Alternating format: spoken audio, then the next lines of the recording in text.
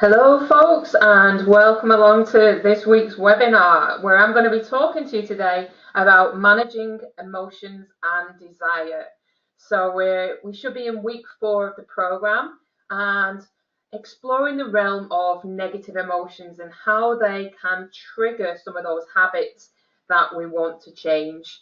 Now, so many people find that their habits are linked to emotions that they feel. So that's really what I want to cover with you today. So look at how we might have learned to respond to negative emotions in the past and what are some of the challenges when it comes to trying to change. I think this is where we can start to make some real progress in terms of making the changes that we want to make, because most diets and most programs don't cover this because they say they just tell us a lot about what to do rather than how to actually manage the emotions, which can be the actual trigger for the habits themselves. So I think this is a really important section for this course. And it's quite a big subject, but within the materials this week, I've basically shared with you a lot of tools, and the main one really is what I call the self-coaching tool. So today I really want to address some of the questions that have been coming through and just give you a summary really of the self-coaching model and how that can really help when it comes to managing negative emotions and desire. And actually it can really help build that awareness of what is triggering the habits that you might want to change. Because for so many of us, I think part of the problem is that, food gives us so much pleasure. And I think that sometimes the more pleasure we get from food, the more challenging it can then be to actually change. We build up these habits over time. So if we're trying to lose weight and we restrict ourselves, and then, if we're experiencing a lot of stress or negative emotion at the same time, then we can almost be adding to that stress when we restrict ourselves. So we definitely do that, to be honest. So that's how we can find it so difficult sometimes to be able to change. So with the tools to be able to step back from those emotions and experience them in different ways, then we start to open up more choices and we start to be able to take more control over our actions than we maybe have been able to do in the past. So it's a really important subject. And I think this, for me, the self-coaching model is one of the most simple tools to be able to understand it intellectually and be able to use it straight away. It's very simple to follow, very applicable, and just a great way, I think, to be able to uncover some of the triggers behind our own habits. So right, in today's session, I'm going to talk about the tools from week 4. I'm really trying to just put them into context for you and share a little bit of my experience from it. Because actually when I started trying to change some of the habits that I have and really started to get under the surface of what was going on, I learned, that negative emotion was actually a major driver for me. And I never would have said that I was an emotional eater. But actually when I started to build self-awareness, what I found was actually there were so many occasions, repeated day after day, where I would turn to food when I was bored or when I was stressed. And it was just recognizing this and building that awareness of what was going on in my brain and my thinking that was actually triggering off these habits that helped me then be able to make the changes that I wanted to make. So I've used the self-coaching model myself and continue to do so. So this isn't a tool that you just kind of use a couple of times and then can put it down. The self-coaching model, I think, is something that is really useful to use on a constant basis, just to keep building that level of awareness and keep progressing forward. We never really stop developing. So, and there's so many thoughts that happen in our unconscious that we're never going to get to know them all. So, and we don't really need to, but here what we're trying to do is just uncover some of the things that might be tripping us up in certain areas. I also want to address today any questions that you've got. So I've got a couple of questions really about how can I apply this What if I'm not getting the answers? What if the things that when I'm using the model, it's not as clear as the examples that I'm showing you? So I want to just address some of those questions. But also, after this session, if there's any questions that you've got yourself, today you can use the chat button and just send those through, and I will address those at the end. But if you're watching this at a later date, then please feel free to either ask them on the next on one of the next webinars, because we will be covering emotions over the next couple of weeks. It's not a case of just we do it for 1 week and then we move on, because this is such an important part of the course. So feel free, come on to the next webinars and ask any questions that you've got from the self-coaching model. But also just send me an email with any questions about and any experiences that you're finding when you're actually trying to apply this on a day-to-day basis.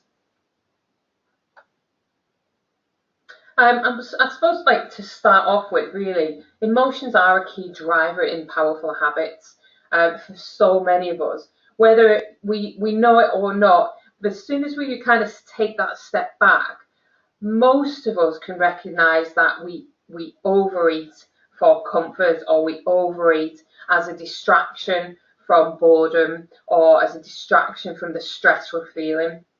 And actually, most people, I would say, are never taught how to manage emotions. I certainly was never taught. And this self-coaching model was really helped me just understand what was going on, and help me think about things and put them into a different context. And it was so helpful to be able to step out of my own stress and my own boredom and understand how that was leading to the results I was getting.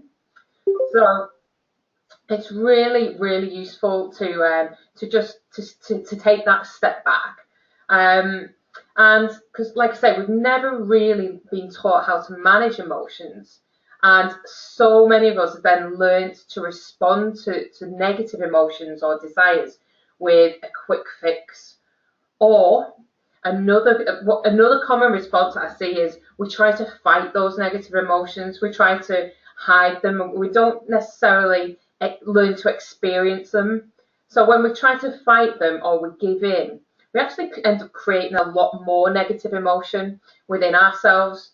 So this self-coaching model that I'm going to sort of do a recap on today is really, really useful, I've found, for helping unpick some of that. So we're starting to really get to know what's going on behind the scenes of our habits, and that is where we start to get the control back, really. So none of this today is about saying we're not to feel negative emotions. They are part and parcel of life. But I just want to re-emphasize some of the choices that we do have, and some of my experiences in using the self-coaching model in order to work through the negative thoughts and the negative habits without turning to those habits that I actually wanted to change. So if at any point during this webinar you do come up with any questions, like I say, just hit the chat button, send through any questions that you've got, and I will aim to answer them today, or just email you afterwards if I can answer it straight away. So let's start really by just talking about negative emotions. This was something that I've never really thought about. It's like, but when asked to describe, like, what are they? What is so bad about negative emotions? Obviously, when we're experiencing in them, we want to get rid of them straight away. But actually, what we learn from things like meditation and mindfulness practice is that by being more accepting and sort of trying to be a bit more non-judgmental, and almost just experiencing the negative emotions without fighting it, allows us to experience it in a completely different way. And just by thinking, well, what is so bad about this stress or this feeling that I've got right now that I need to turn to something that I don't want to do? And just by having that sort of conscious discussion and that conscious step back, we can actually start to make quite a little bit of progress, and build a level of self-awareness that we perhaps haven't built before. And what do we expect really when it comes to how much negative emotion we should feel? I mean, like logically, we know that negative emotions are part and parcel of life, but when they do come along, we still like have this tendency, or a lot of people do, to try to cover them up with distractions, or the habits, like I say, that we're trying to actually we're actually trying to change. So this was just a question really to start off with, and just asking yourself, how do you tend to respond to negative emotions? How do you deal with stress? How do you deal with overwhelm or cravings as they come along? And I think the first step for me in actually building this level of control and ability to deal with negative emotions differently is to start to ask these questions and just become aware of what you do when it comes to those stressful moments. How often does that actually trigger the habits that you want to change? And when we go through the self-coaching model in a moment, that's the way to really say, to put the stress in there and say, what do I do when I'm stressed? And it's a really useful way of just when it's right there in front of you, it's just a way of looking at things slightly different and asking that question, well, how else could I respond to this? Could I just be more willing to experience it and learn to notice the stress or the overwhelm as a sign basically to do something different? Or is it appropriate for me to try to change this emotion and replace it with something more positive? Because actually, when we do take these steps back, we realise that we have a lot more power and choice than we realise when it comes to how we feel. So a lot of people, before they go through this kind of process of building self-awareness, will put their negative feelings down to external circumstances. It is not uncommon to say, he made me feel bad, or she made me feel bad, or I will feel better when I lose weight, or whatever. And putting things on external circumstances that quite often we can't control. And we forget that in the middle of the circumstances and the emotion, there's actually our thought process. And quite often, that's a lot of the thinking that we do on a day-to-day basis is just going on in the background. We're not consciously aware of all the thoughts that trigger the emotions we have. We can't possibly be. Scientists say we have up to 60,000 thoughts a day, and there's no way we can ever become consciously aware of it. But we can become more aware of what's going on and how the emotions that we feel actually trigger the habits we have.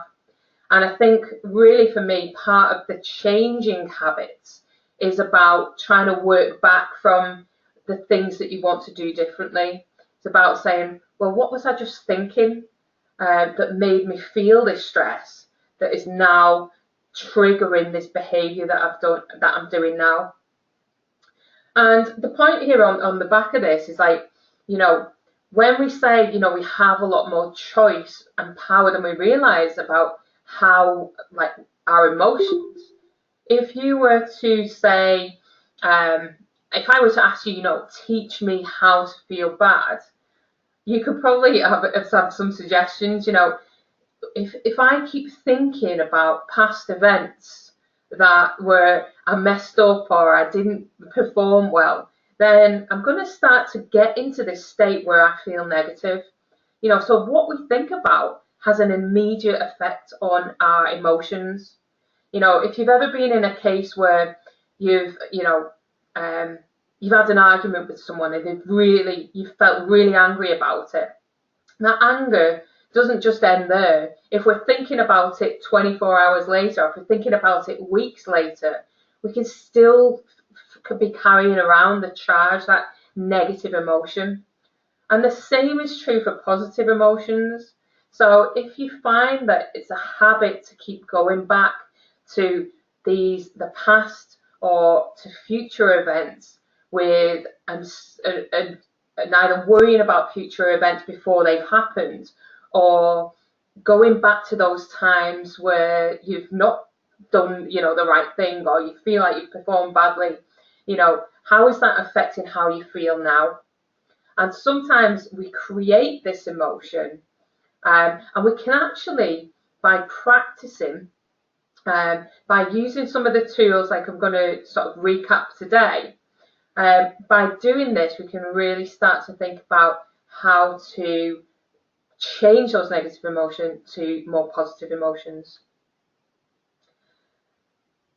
So when it comes to dealing with negative emotions, this is just a quick summary of the choices that we have.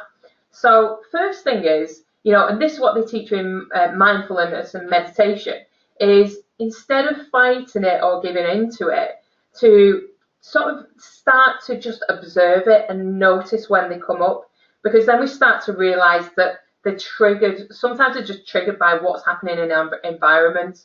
And some like really simple tools like writing down what's happening, excuse me, or actually labeling the emotion. It sounds very simple, and we might forget to do it all the time, but practice just naming what's going on. It, for some reason, that works with the subconscious mind on a different level than just, and by practicing labeling it or just writing down, changes how we then respond to the thought processes. Another thing that I've introduced in the workbook this week was to start to question some of the thoughts that we have. It's so important that we question some of the thoughts and beliefs that we have, because the beliefs that we have are not ever based entirely upon truth. We build them up over time, from our early days. So by asking some simple questions about the beliefs that you have about yourself and about your ability to change, then we can start to uncover more truth in terms of the thoughts and feelings that we have. Another kind of response that you could have to negative emotions, it's not always appropriate to just observe them. Sometimes you need to be feeling a positive emotion. If you've got an event or a presentation to give, you don't want to be in this state where you're really negative or you're having a bad day. So actually practicing the art of replacing and changing the state can be a useful thing to do as well. I wouldn't say it's appropriate all the time, because it is appropriate to feel negative emotions some of the time, and to process them accordingly. But I think as well, sometimes we get into these habits of negativity, say before certain events or at certain times, where we can actually practice changing our state.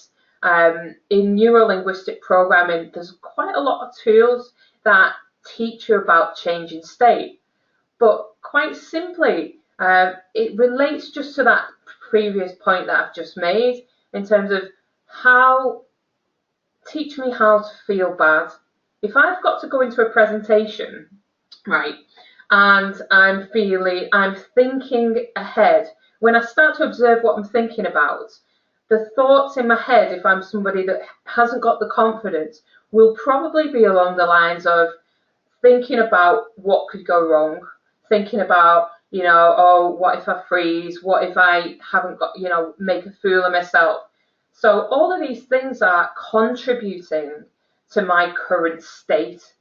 And when I'm thinking, oh, what if things go wrong? That totally comes across in my physiology, and it shows up, it affects the way I show up.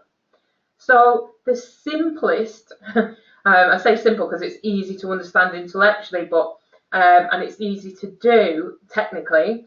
The simplest way to start to change a state is to start to refocus on the outcomes that you do want. So it's then to consciously move my thinking towards something that I want to believe, and to start to say different words. And that's why people have mantras and visualizations, really. It's to replace some of the old thinking that's become habitual with something that's going to really help you get into a more positive state. And that's just Like I say, that's a simple strategy, but it actually is very powerful if we practice it. And the first step is to become aware of what's going on. What am I thinking when I'm not getting the result that I want? So when you start to use the model to download those thoughts, then it's a case of practicing regularly, replacing those negative thoughts or questioning them and demanding evidence that they aren't true, basically. Now, the third and most obvious option when it comes to dealing with negative emotions is to fight them or to give in. And this is what we often do. You know, if we're trying to change and we get this desire or craving, quite often what our immediate response is to deny it and to start to think, I don't want to do this, I don't want to do that, and focus on what we don't want. And that actually just builds up more and more stress. And just start to notice how that affects your emotional state.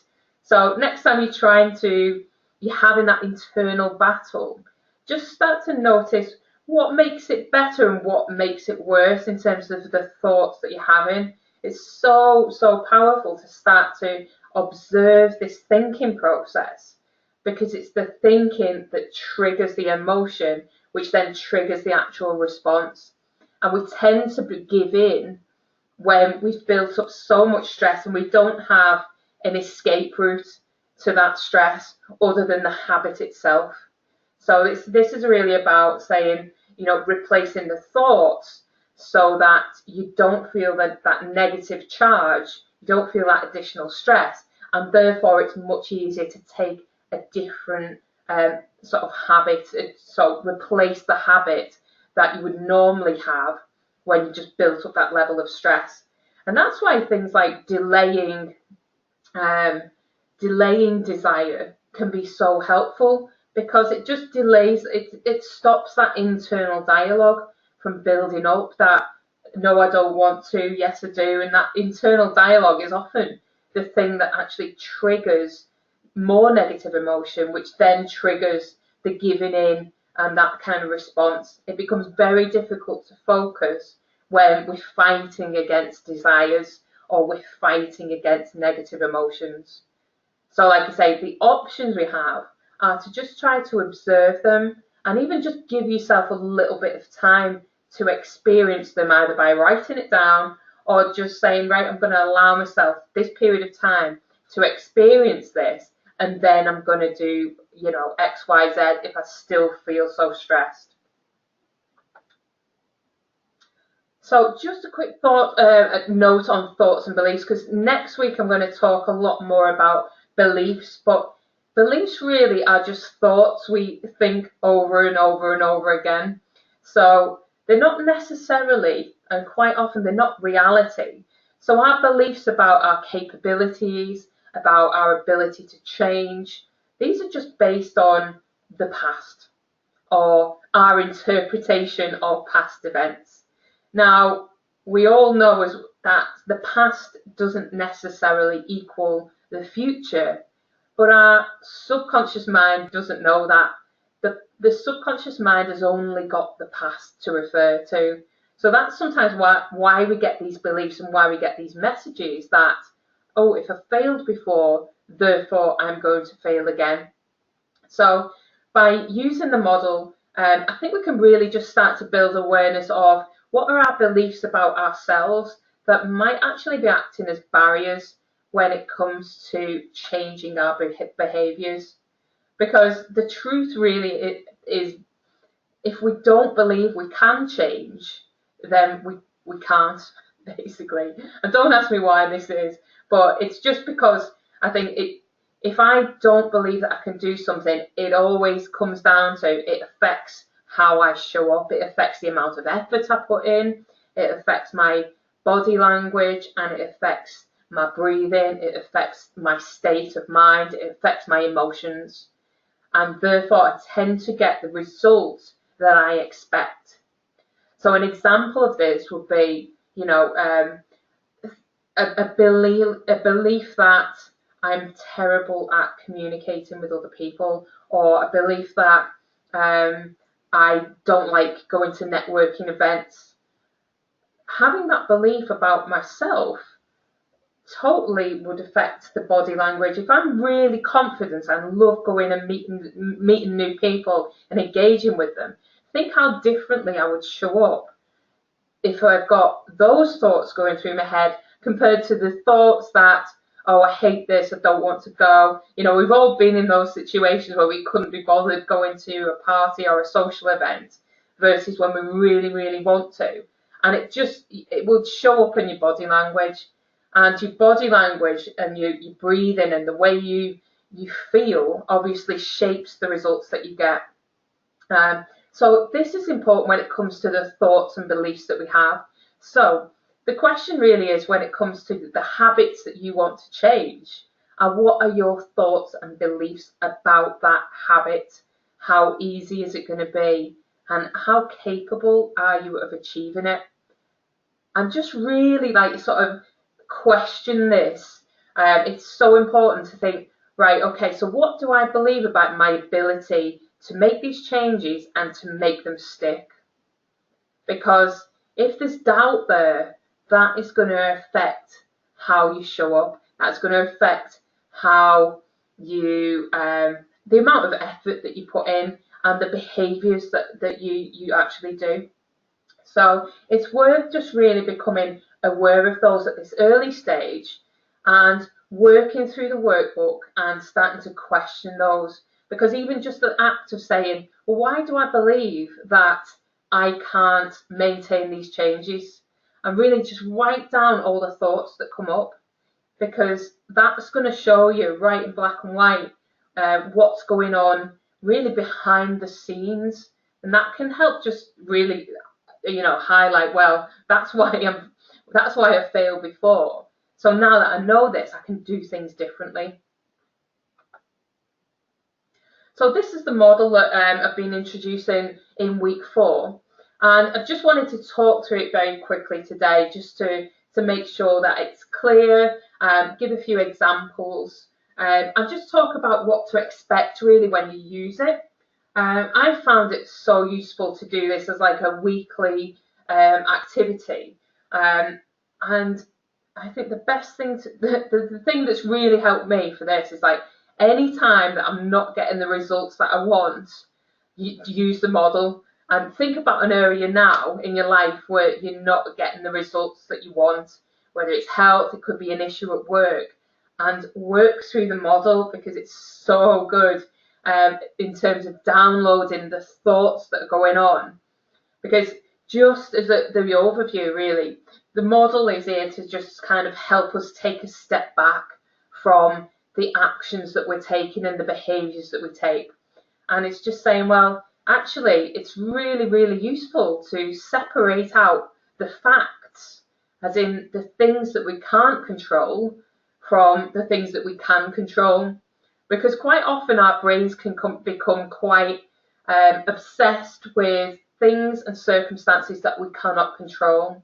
And if we're getting stressed about things that we can't control, then it's really a pointless emotion. It's kind of like, it might seem like a natural thing to do, but if we can actually separate it out and say, well, I can't do anything about it.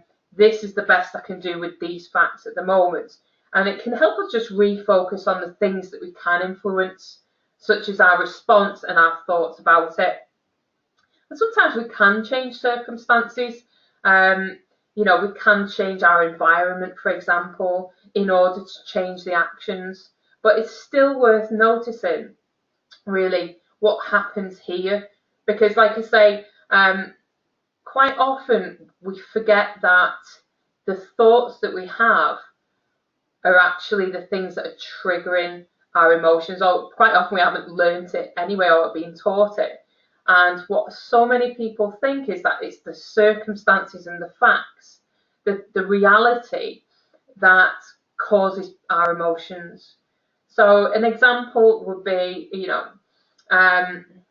when people say, he or she made me feel bad. If somebody criticizes you, for example, what they say in this example would be a fact.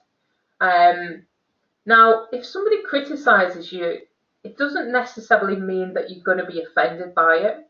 You could think, you could accept their criticism and be grateful for it. You could accept their criticism and be angry about it, or you could deny it. You could think, well, I don't know what you're talking about. So it's actually how you interpret the facts that triggers the emotion. So if somebody says to me, I hate your hairdo, very plausible criticism, but if somebody says that to me, I've got a choice really in terms of how I think about that.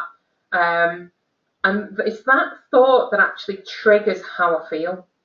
Now, hopefully that makes sense, because when we separate things out, we cannot really change or hang our happiness on, trying to control all the facts and the circumstances around us. People are going to have their own opinions about us, whether we try to change it or not. But quite often we spend a lot of time trying to control the circumstances, the thoughts and the feelings of other people, thinking that we will feel better because of it. But instead of trying to change the thoughts and feelings of other people, the only really way to stay sane and to really sort of take that, take that power back for yourself is to question your thinking about the facts and to really sort of say, well, how am I thinking about this? And what would I like to think instead? Because actually, when we understand our thinking, we can really start to understand how this is affecting our emotions and how this is affecting our actions. And that is really where we start to build this really important level of self-awareness. Because if we can start to understand our thinking, we start to get to the root cause of why we're getting the results that we get. It's our thoughts and beliefs really that actually shape the things that we do on a day-to-day basis. And it's these thoughts and beliefs that are sometimes operating at a subconscious level. So, like when I introduce this course to people, I say, the first step is building awareness of what's going on under the surface. And people all, generally want to start to be operating at the level of actions because we want results straight away. But what we see on the outside is actions and results. And often we're not aware of the thoughts and the emotions that are behind it. So awareness seems like we're not doing anything, but actually it's such a vital step because we're actually getting to the root cause of what's happening. And when you start to download your thoughts, like literally it can be so useful to start to question those. So within the workbook this week, I put in Byron Katie's questions, that she's got these 4 questions, which are really useful for just stepping back from your own thinking and starting to question where they came from and whether they've actually developed into beliefs that shape your actions today. And sometimes that's enough to actually make some really positive change in terms of the actions and results we get. Sometimes the beliefs are a lot deeper and they take a lot more time to actually change than that. But that's what we'll cover next week as well. Sometimes, and this is where I think, when it comes to beliefs and thoughts, we're never going to uncover all of our thinking. We're never really necessarily going to uncover all of the beliefs that we have about ourselves. This takes, this is like a journey of self-awareness, really. But one thing that can help is the mindfulness and the meditation side of things can help make those changes at a subconscious level. I'm not going to go into too much detail about mindfulness and meditation right now, but what I will do is recommend some really great resources that I found in terms of books that have got some good exercises in there. Because I think for me, what I found with those two approaches, the mindfulness and meditation, is every time I've done it, it's felt like nothing was happening. I'm just thinking, oh, I've just sat here for like 5, 10 minutes. My mind's gone all over the place, and I've never really felt this profound change happening. But actually, over time, it actually by actually shaping your unconscious thoughts, it does make that profound difference. But like I say, I'm not going to go into too much depth. But it's just worth knowing that when we go through this process of downloading our thoughts consciously, I think that's a really important step. But just be aware that we're never going to be able to completely control our thoughts. There's always going to be like negative things in there. We're always going to have like negative opinions and views about ourselves coming from the subconscious, because your subconscious mind is just using that to try to protect you. So, it's not a case of eradicating all these thoughts, but it's building that awareness of how they're affecting your actions and making that conscious effort to question beliefs where they are leading to actions and results that aren't appropriate or that you actually want to change, if that makes sense. So if you've got any questions about the model or experiences, if use it and just tell me how you're getting on. If you've got any questions about it, I'd be so happy to, just talk you through any examples that you've got as well. So an example in terms of looking at the choices we have. This is an example. I don't know if it kind of fits here, but it does in a way. So, think about using the model. I've got good times to use the model, which I think is on the next slide, but good times to use the model when you're not getting the results that you want. And just to understand emotions, like negative emotions like stress. Because in the moment we think it's because we've got all these things to do, but actually stress is often very, very much time bound. And I just thought this was an important point, but it might not be. But stress is often time bound, isn't it? So an example, if you're stressed, or when you're going through this period of stress, or you're finding that that's a trigger to the habits you want to change, is to start to understand the thinking behind it and the timescales as well. So we're back to what can I control and what can I not control. But I found this a useful example was like, think about a student who, in their first week of a course and they get their essay for the term, you've got 3 months to complete it. It's not the assignment itself that causes stress. The assignment is a fact. It's how we perceive, our ability to do it in the allotted time, isn't it? It's our ability. So that student in week 1 is no way stressed about this assignment they've got to do. In fact, we're so unstressed that we're just probably going to leave it for a couple of months and then get started. And the more time goes by, the more the stress might be able to build up. And just think about, in terms of the model, if you put stress in the emotion section for that student, just think about how, what the reality is of the situation. Stress, they're going to be thinking it's created by this assignment, but actually it's created by our thoughts and feelings about the amount of time we've got. So when I consider I've got 3 months to do it, what's the emotion that I get? It's probably not very excited. It's probably like relaxed. And when I'm relaxed, I take no action. And when I take no action, I don't make any progress on the assignment.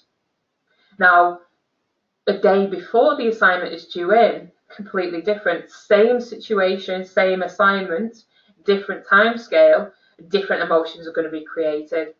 So now we can look at the facts and the circumstances triggering, a bit of a panic situation probably. So thinking that I'm never going to get this done triggers this stress and this overwhelm. And it's really useful, I think, to when we feel this stress and overwhelm, really take that time to build awareness of what do I do when I feel stress and overwhelm.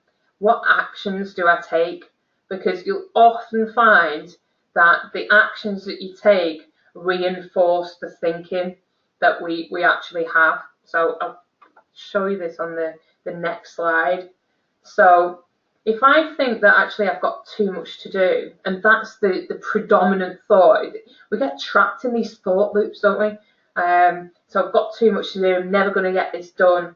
You know, if I've got 20 tasks and 1 day to achieve them, and it's not possible to achieve it, if there's only ever going to be a possibility that if I work at 100% efficiency, I get 10 of those tasks done, you know, the fact is that I could either get 10 things done by focusing on getting done what I want to do, but what probably or quite often happens if we're not sort of aware of it is we get stuck in this loop, this thought loop of thinking, I've got too much to do, I'm never going to get it done, I'm stressed. But when we're stressed, that's when we turn to these actions, isn't it? That's when we don't take action in the right direction. So stress is this like pointless emotion that actually acts as a barrier, but it's created by where we're focusing. So this is why I say it's so useful to become aware of that thinking so that you can, you know, build up that awareness and actually step out of it in the moment and say, you know what, it is what it is. These are the facts and this is what I can do about the facts. And that can be enough to actually move in the right direction. Because actually, if we're stressed and we're overeating, the result is that we get less done. And when we get that result, it's actually just perpetuating that thought. And that is actually how we're getting trapped in these thought loops. So we need to create this escape plan by stepping back, being aware of the thoughts, and actually just refocusing and saying, well, this is what I can do, and seeing how that can trigger that next emotion, right? So I might not be stressed instead, or at least lowering the stress, so you get different actions and different results. And hopefully that makes sense. So when is the model useful? Like I say, not getting a result that you want in any area of life, it's so good. Like, think of any area and just put that into the results section and work backwards and say, well, what actions am I taking? And then what emotions am I feeling? This works so well because it's like just right in front of you in terms of, you know, when, you know, say you do lose the weight and then you put it back on, put that as the result and start to say, right, well, what am I feeling and what am I thinking? Because this can be a really useful way for uncovering some of those beliefs that are operating under the surface and start to question them. Because what they say is, you know, the only thing that's stronger than beliefs is truth. So start to look for evidence that your beliefs aren't right. And you can never believe that just because it happened in the past that that's going to repeat in the future, because we all have the ability to change. And we all, every single day, we're building new neural networks.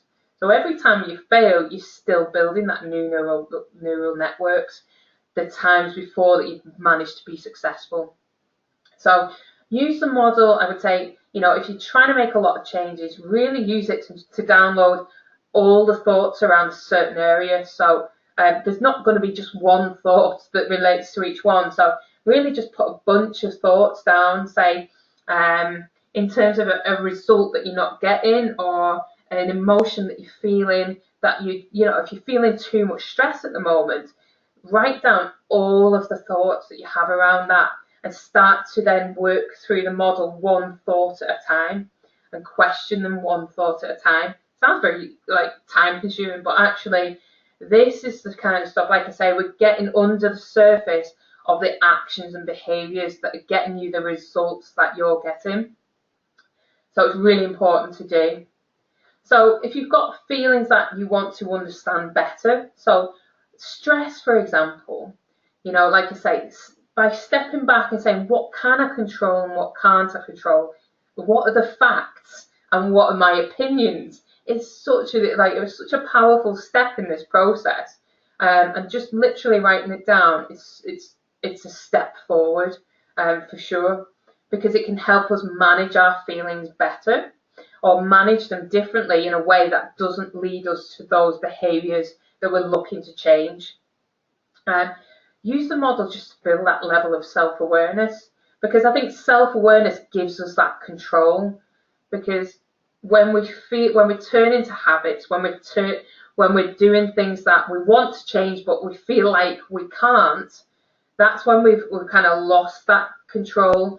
And it happens with that sense of a lack of control happens because we're not aware necessarily of the thoughts and the beliefs that are actually driving that behaviour. So within this course, I've got a section about the brain and how the unconscious mind works. And I think that's really useful as well, because we can start to say, well, these are the rules for the unconscious mind, and it can really help understand our current behaviours. So say one of the rules, for example, is like, your unconscious mind seeks pleasure and avoids pain, and it seeks short-term pleasure. So there you go. That immediately, and it's obviously very powerful. So if you're trying to seek short-term pleasure at the same time as your conscious mind is seeking long-term goals, I think I see it like a marriage, basically. One partner wants one thing and the other wants another, and we can end up trying to battle each other out. Not that that's what what marriage is about, obviously. But yeah, we've got these like two conflicting areas. I'm building that awareness of, right, well, that's what's going on, so I need to give clear instructions to my unconscious mind about what I want. So check out that area of the course, just to, if you're interested in finding out a little bit more about why we lose control sometimes, or why we feel like, we want something on the one hand, but we're doing something completely different. I find this like a really fascinating area of human behavior. It's like, who's in charge? If I want to change, why isn't it easy, for example? So I ask these questions, and a lot of that comes to that discrepancy or that difference between the rules that your unconscious mind follows and the rules that your conscious mind follows. I find it so useful to just to know about that, to go, oh, actually, right, so I need to be able to work with my unconscious mind a little bit better. And using the model is one way to actually start to develop that. And yet, like I say, even just that simple step really of separating, right, if I'm stressed about a situation at work, for example, ask this question, like, what are the facts? what can I control and what can't I control?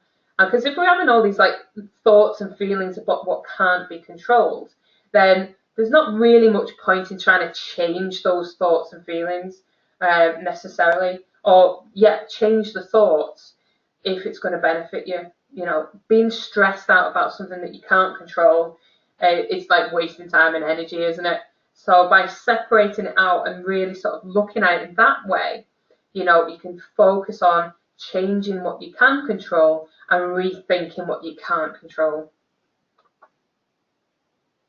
So I would say try downloading your thoughts, or actually do download your thoughts on any problem, and really just like a sort of Sunday night activity.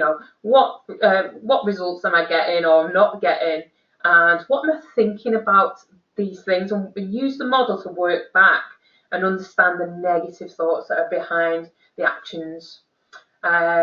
So things like overeating or putting weight back on, but any issue at all. It just helps understand, right, that's what's going on, and that's a really great start point. And even just questioning those things, questioning those thoughts, is the start of this chapter, really, the start of this new sort of step into making that progress and understanding and dealing with the root cause of what's happening, which is the only place to work, really. Because if we only ever focus on the actions and behaviours and we don't go under the surface, then we only ever get short-term results. So another important question is, what emotions and thoughts are habits? What emotions do I feel on a day-to-day basis? And where is my brain taking me on a day-to-day basis as well? Do I keep going back to previous experiences, like negative events in the past or in the future? And can I practice, and we certainly can, bringing it back to either a positive or a neutral experience? Because your brain has this like sort of tendency sometimes to keep going back to negative thoughts and experiences. The times when you didn't do that, or the times in the future when you're not sure if you will be able to do that. And it can drive us a little bit mad, can't it? So, what are the things that are habitual every day? And just practice replacing those. And this is where, again, I've mentioned it a few times, and this is where I think the role of mindfulness and meditation does come in useful, because we strengthen our ability to refocus and keep refocusing, and that becomes a new habit. So we stop getting these runaway thoughts and these runaway sort of negative emotions, and we start to just bring it back to more positive and neutral, and actually reset that balance. Because without managing our thoughts and emotions, our brain is more likely to go to negative than it is to positive. That's just the way it's wired. And I've spoke about that in previous examples. Is we're 3 times more likely to emphasize. We put 3 times more emphasis on the negative than we do on the positive for survival reasons. And we only need to think about, if somebody criticizes us, one criticism versus one compliment, which one do you spend more time thinking about or obsessing about? How many people would need to criticize a presentation that you deliver for you to think that it was a bad presentation, versus how many people would need to say it was positive? And think through, examples of your own where you think, well, it's really useful to start to question that. And when you've got those negative thoughts and emotions, just step back and say, am I just putting too much emphasis on this tiny, small piece of the jigsaw here, when actually there's a lot more to see? And we do. And just know that that's a natural reaction, but we can do something about it by being consciously aware of that's how the brain operates. So we need to do the work to make sure that it doesn't get carried away. So once you do the thought downloads and use the model, then it's really useful to say, like, what would I rather think instead? Just practice replacing thoughts. And it sounds very, it can sound trivial, or it can sound like it wouldn't lead to a lot of difference. But the more we can reduce the amount of time that our brain spends in negative mode by replacing it with real positive thoughts, or real things that we're grateful for, or real times that we were motivated, real actions or results. Think about the times that you were successful. If your brain takes you down the road of reminding yourself of all the times you weren't successful, then just remind it of all the times you were. Without fighting it, but just replacing those thoughts and observing them, and start to, really sort of build that awareness about how often is my brain taking me down this negative path, versus how often is it actually reminding me of all the good qualities that I've got. Because that just builds that awareness as well. Always remembering that the most important thing is, building that awareness, but understanding how that affects how you show up and how it affects the results that you get. So within the workbook this week, like I say, I've got those questions in there. So I think for this week, literally focus on doing that activity, doing this thought download, and learning about, where you're not getting the results that you want. What are the thoughts, the emotions, and the actions behind that? What can you control and what can't? And if you want to take a further step, then it's really use these Byron Katie 4 questions as well, because they can help just shake some of the beliefs that you might have and you maybe carried around forever. People say to me, I've always been overweight, I've never had confidence or whatever. But we've got to start to then think, well, why? When did this start? And what's the truth behind it? And just remembering that brain is focusing on the times that you couldn't do it, versus remembering all those times when there was a positive result. So start to notice your thinking around the habits you want to change. And the main point is to change the habit or to change the behavior. Then look at the thinking. First, I'd say instead of change the thinking, first of all, become aware of the thinking. That's like step one. And then question the thinking. And by questioning the thinking and demanding truth as opposed to opinion, then we can actually then start to change the thinking. And that's really tackling this at the root cause rather than just at the surface, because we really want to be avoiding battling against our unconscious minds, because that usually only leads down one route. That can be why you can sometimes achieve short-term change, but things like if you're in discomfort and you're feeling negative emotion, you're feeling restricted, that is not a long-term solution.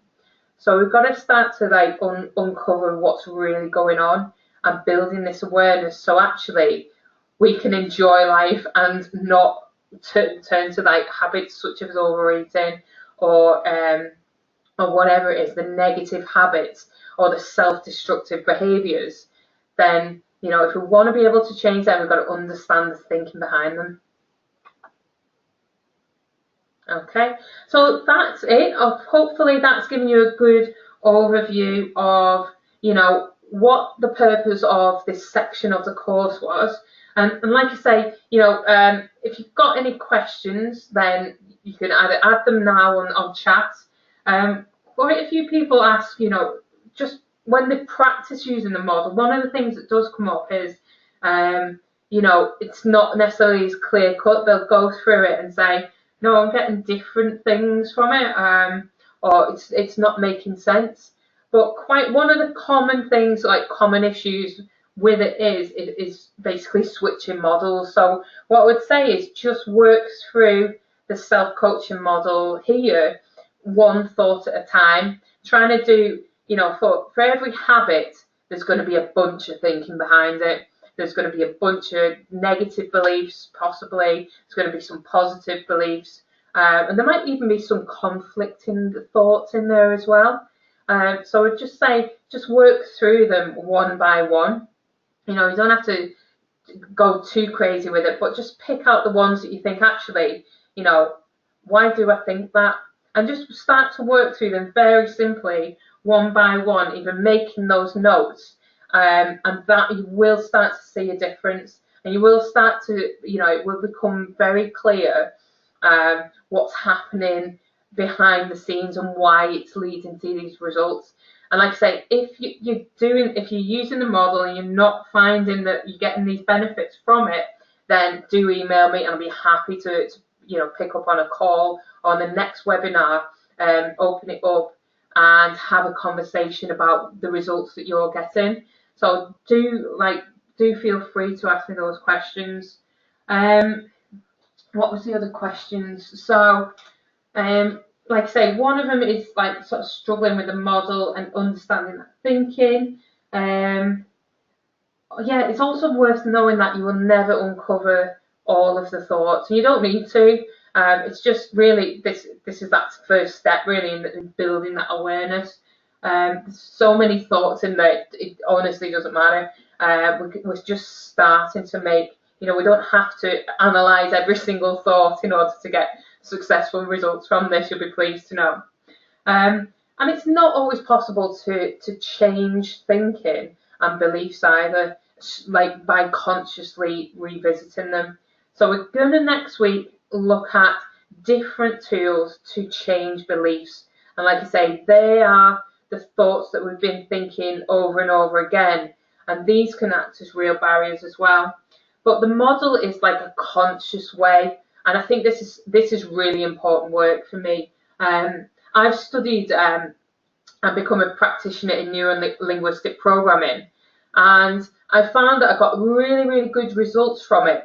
But what neuro-linguistic programming does is it works directly with the subconscious mind, and it helps you make changes directly by working with the subconscious mind. Now, on a group course like this, I can't work with you directly with your own personal beliefs and thoughts.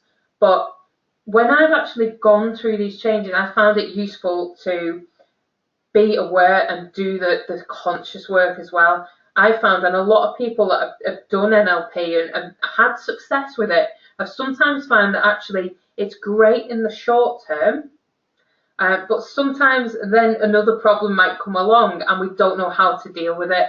And this self-coaching model is the way forward. I think this is the conscious way of reprogramming your mind and building that awareness that I think is, to me, is a key part of making long-term changes. So I totally believe in using NLP, but I also believe in using it this way, balancing it out with conscious thinking and building that self-awareness, because then we've got all of the tools that we need. So when we talk about working directly with the unconscious mind, that is why I've included like the section in the course where we've got a hypnotherapy side of things as well to help. That's where we're just communicating with the unconscious mind to try to make the changes that you want there as well. So that's using NLP and hypnosis. And this is really about that conscious side of things. Another question, is it comes up when we start to say, right, what would I rather think instead? So if I've got a negative thought or belief about myself, it doesn't necessarily go away overnight, even when I've questioned it. Some of them are a little bit more tricky to change. And if I believe I can't achieve something, how do I start to replace that belief with something else? And here I would say the first step is not to necessarily go to an extreme opposite belief, because if you don't believe it, then this is where we can sometimes have a problem, because our unconscious mind goes, no, that's not true, and it'll dismiss things. But sometimes actually the most effective step forward in this scenario will be, if I've got a limiting belief or thought, like I'll never be able to change long term, right? And as much as I've downloaded the thoughts, I've used the model, and I can see consciously that, the past isn't the future, and this is just a belief that I've got. But sometimes we just can't shake it, and we know that these beliefs are really affecting us on a day-to-day basis. Sometimes we try to go to an opposite extreme too quickly and say the opposite is true. And like I say, we don't always believe that. So I'd say just literally focusing on what is true. Like, this is where I think, don't go like totally positive thinking. Let's go realistic thinking. Let's go, well, where's the evidence? And start to look maybe at a neutral position.